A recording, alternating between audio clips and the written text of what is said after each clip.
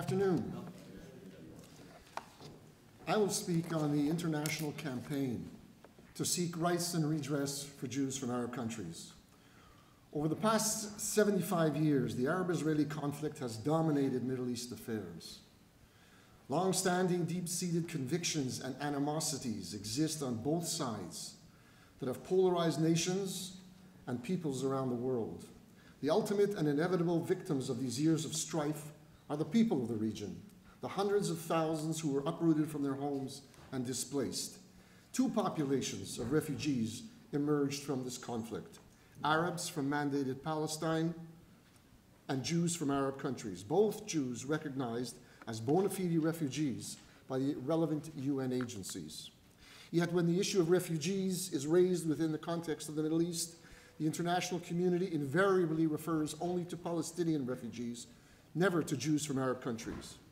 That is why the Knesset of Israel on June 23, 2014, adopted the law which designated November the 30th as an annual day of commemoration to mark the exile of Jews from Arab countries and Iran. And here I would like to single out the contribution of Chaver Knesset at the time, Shimon Ohayon, who was instrumental in getting this resolution adopted. Now, it must be stated that there is some justification for the international community's continuing focus on Palestinian refugees. We know that emanating as a result of the 1948 conflict in the Middle East, Palestinians are considered the world's largest and longest standing refugee population who still require significant international services and financial assistance.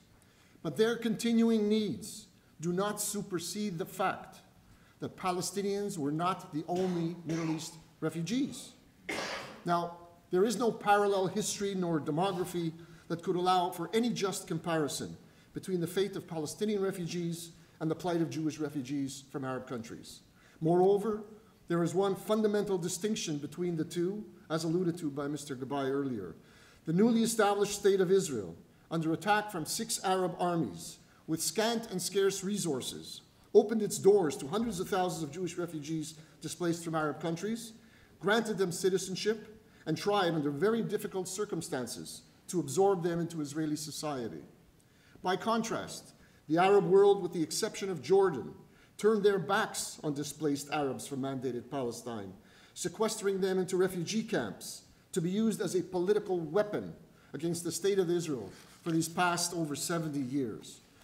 So while there is no symmetry between these two narratives, there is one important factor that applies to both, namely the moral imperative to ensure that all bona fide refugees receive equal treatment under international law. Now, the Arab world's position on Jewish refugees from Arab countries was clear, what I call the 4 no's. 1, no, there were no large Jewish populations of Jews displaced from Arab countries. 2, no, there was no discrimination against Jews in Arab countries. 3, no, there was no expulsion of Jews. They all left of their own free will. And 4, no, no Jews left behind extensive assets, so they don't deserve any compensation.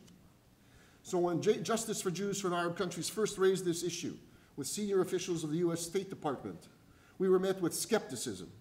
They challenged the notion that there were Jewish refugees from Arab countries.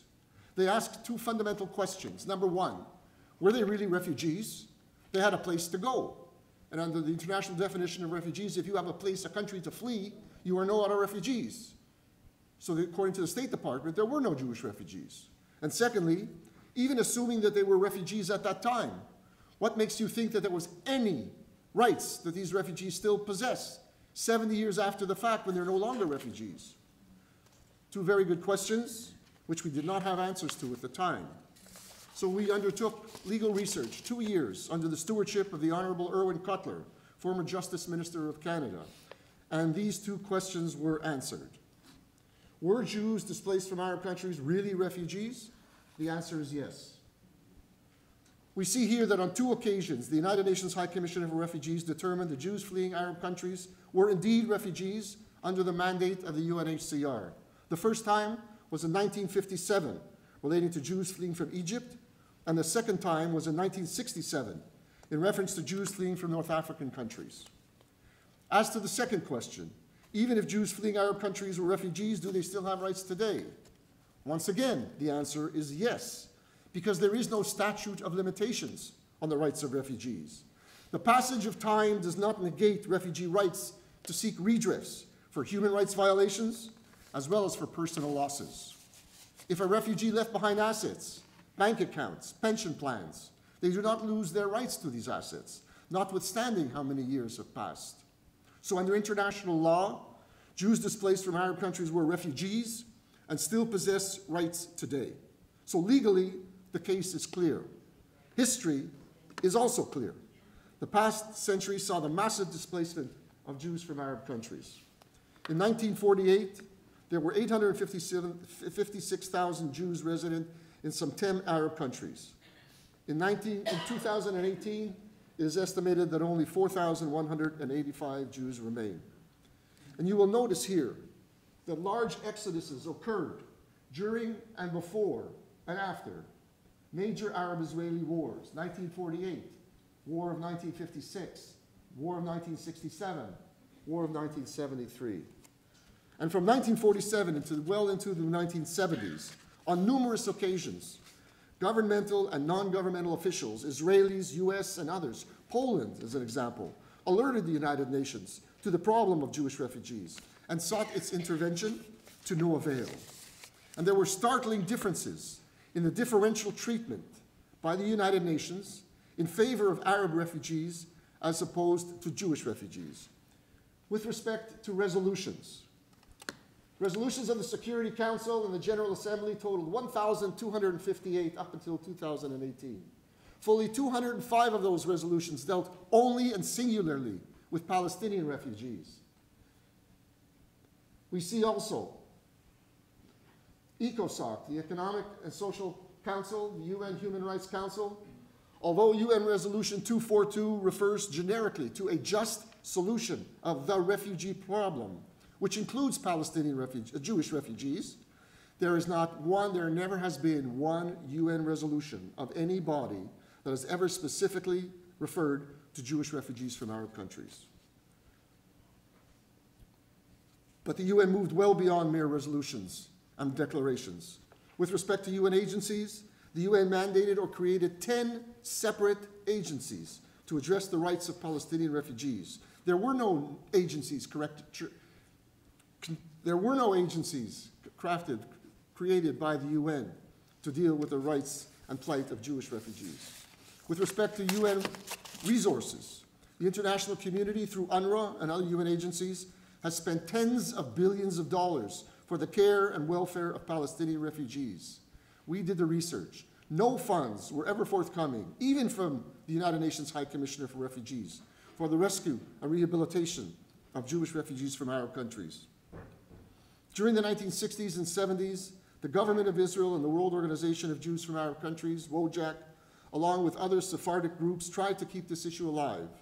But by the year 2000, neither Israel nor any major Jewish organization had this issue on their active political agenda. And that is what led to the founding of Justice for Jews from Arab Countries in the year 2002, first launched at the United Nations in the presence of Ambassadors Yehuda Lamkri of Israel and Richard Holbrooke of the United States. As a coalition of Jewish communal organizations, JJAC was founded by the Conference of Presidents, the World Jewish Congress, WOJAC, and the American Sephardi Federation. Through their efforts and those of other groups like Jimena, Harif, and innumerable others, there have been some modest, intermittent achievements. Recognition by US political leaders of Jewish refugees has enhanced the credibility and strengthened the legitimacy of our claims for rights and redress. US President Jimmy Carter, after successfully brokering the Camp David Accords and the Egyptian-Israeli peace treaty, stated in a press conference on October 27, 1977, quote, "Palestinians have rights. Obviously, there are Jewish refugees. They have the same rights as others do." Of course, former President Bill Clinton made the following assertion after the rights of Jews for refugees were discussed at Camp David II in July of 2000. "There will have to be some sort of international fund set up for refugees, fund which compensates the Israelis who were made refugees by the war, because Israel is full of people, Jewish people, who lived in predominantly Arab countries, who came to Israel because they were made refugees in their own lands. Recognition by political leaders is important, and it goes just beyond the United States. We see here Canadian Prime Minister Paul Martin recognized Jewish refugees in a June 3rd, 2005 interview. A refugee is a refugee, and the situation of Jewish refugees from Arab countries must be recognized. British Prime Minister Theresa May spoke at a dinner in London marking the 100th anniversary of the Balfour Declaration on November 2nd, 2017. We must recognize how difficult this journey has been, from the Jews forced out of their homes in Arab countries to the suffering of Palestinians affected by dislodged by Israel's birth, such as the even-handedness of the United Kingdom. Beyond public statements, a number of national legislatures have recognized Jewish refugees from Arab countries. In the United States, House Resolution 185 was unanimously adopted by the U.S. Congress on April 1st, 2008. It states, inter alia, that the House urges the President and U.S. officials participating in Middle East negotiations to ensure, quote, that any explicit reference to Palestinian refugees is matched by a similar explicit reference to Jewish and other refugees as a matter of law and equity. The Canadian Cabinet went as long as well. On March 5th, 2014, the Canadian Cabinet and Parliament, quote, officially recognized the experience of Jewish refugees who were expelled from states in the Middle East and North Africa after 1948. And of course, the Knesset of Israel has adopted two bills in 2008 and 2010 confirming rights, including compensation for Jews displaced from Arab countries, and that these rights must be addressed in any Middle East peace negotiations. Such now is the policy of the government of Israel. Now, in the face of these positive recognitions, we came to the realization that unfortunately, our community was not fully prepared to negotiate for rights and redress on Jewish refugees, including compensation. In conducting our research, we discovered that there were few records on actual losses, and that there was not adequate nor proper documentation to support any of our claims for compensation. Now, I must state that Palestinians have done their homework. We see here 11 studies of losses claimed by Palestinian refugees, from quasi-governmental sources like the United Nations Conciliation Commission for Palestine to less formal academic studies. Many are based on precise records of the British protectorate in Palestine provided to the Palestinians by the United Kingdom. The latest and most comprehensive report was produced in 2008 by Thierry Sénécal at the request of the Negotiations Affairs Department of the Palestinian Authority. As you see, the last one on the chart, it claims losses totaling $3,393,363,782 in 1948 US dollars. In today's figures, if you factor in exchange rates, inflation, and interest, that would translate into $159,155,367,753.17. Quite a staggering figure. Now, this is what we face. By comparison, there have been few, I would say modest, efforts to research Jewish assets lost. In 2007, the World Organization of Jews from Arab countries estimated that Jews and Jewish communities left behind, quote, assets valued today at more than $300 billion in 2007 prices. Benjor Yemini alluded to the properties. Most of these properties were located in Iraq, Egypt, and Morocco. These were referred to by JJAC. The most recent study on lost assets was conducted by Sidney Zabludov, an international economist who worked on economic figures at the CIA, the White House, and the Treasury. From his analysis of the limited number of records available, in 2007 prices, losses would have totaled $6 billion. This, though, however, does not include any communal property. There are also two books on Jewish refugees' losses, which cover a few countries, but in reality, there has never been a comprehensive professional audit of individual or communal losses suffered by Jews and Jewish communities displaced from Arab countries. We did not do our homework.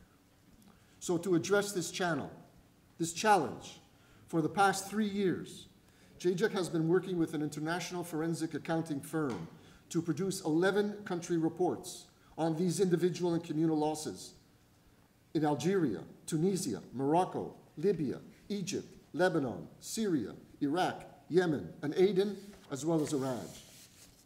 These financial projections in these reports reflect the first attempt in a systematic and comprehensive way to compile a record of financial losses of all Jews from Arab countries. The compilation of this data has been hampered by the fact that these events occurred more than 75 years ago, and there is no one central repository where records of these losses were maintained. We ended up having to conduct research in 21 different sets of archives in 6 different countries. Data was collected based on the categories of individual and communal losses as follows. Under the individual category, there were immovable assets like urban and rural land, buildings, houses. There were movable assets like household and personal items, including furniture, and financial assets like bank accounts, pensions, and other securities. Under the business category, losses included business values, inventories, real estate, and commercial holdings. Under the communal category, land and property owned by Jewish communities, including synagogues, schools, cemeteries, mikvahs, and in some cases even hospitals and community centers. Every attempt was made to produce credible, documented financial projections that can withhold critical scrutiny, because we are aware that soon-to-be-released reports detailing such extensive losses can turn into a controversial, sensitive matter, and it must be dealt with extremely judiciously. Efforts can and will be made to ensure that the report's release does not adversely affect Israel's current and growing relations with a number of important Arab allies, as there are reports on countries like Egypt and Morocco. We must refute the canard that our adversaries will no doubt allege, that here come the Jews again. Once more, just like the Holocaust, all they're interested in is money, compensation. What we must underscore is that these reports are not just about money, nor claims for compensation. The reports reveal that not everyone lost everything. In some instances, Jews were able to take out their assets, like Lebanon, or compensation regimes were established for lost assets between Algeria and France, between the UK and Egypt, or in countries like Morocco, where some Jews still maintain financial holdings. So consequently, there are a number of country reports that will have no financial figures on losses at all, only the narrative of once thriving Jewish communities that are no longer. The country reports are divided up into 4 sections. 1, the historical overview of thousands of years of Jewish cultural heritage in that country. 2, the role in society played by Jewish minorities and their contributions to the Arab countries in which they lived. 3, the mass violations of human rights, displacement, and resettlement. And lastly, the valuations for losses of individual and communal assets. Now, while these reports will follow a standard methodology for gathering data, each report is personalized, as not all countries were alike in the manner in which they treated their Jews.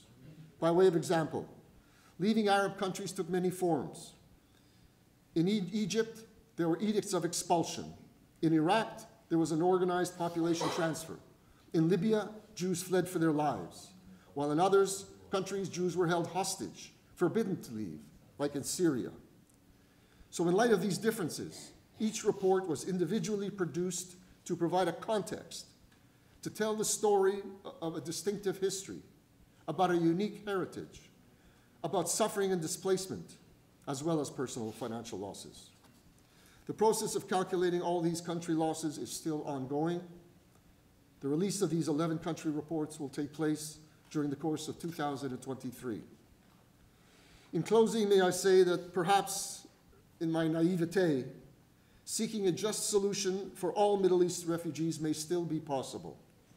There are models for compensation that have been discussed over many years to provide rights and redress for both Arab and Jewish refugees. Central to them all is the need to establish an international Middle East peace fund, as alluded to earlier, first proposed by President Clinton in the year 2000 and discussed in subsequent Palestinian-Israeli negotiations. Now, some would say that it is illogical to assume that such an international fund could be established with a mandate to provide compensation to both sides involved in the same conflict. People said it's never been done. In fact, it has. In 1991, the United Nations established just such a precedent for the victims of the First Gulf War, a UN-administered compensation commission that provided compensation to all victims of the Scuds attacks on both sides, including individuals in Kuwait, Saudi Arabia, and Israel. In the spirit of the Abraham Accords, now is the time for renewing this call for an international Middle East peace fund, a modern-day Marshall Plan, not only for the benefit of Middle East refugees, but also to provide financial relief for all states in the regions who were burdened by the transfer of populations, including Jordan, Syria, Lebanon, Egypt, as well as Israel. These states, under this plan, would receive restitution for hosting refugees for so many years. These funds could be used to build new infrastructures and provide services, roads, sewers, schools, hospitals, and be a transformative initiative for the entire Middle East. At a time of historic breakthroughs in political and financial times between Muslim countries and Jews in Israel, such a modern-day Marshall Plan could have the potential to transform the Middle East and promote reconciliation among all peoples in the regions. It is certainly something to aspire to and work toward. Thank you very much.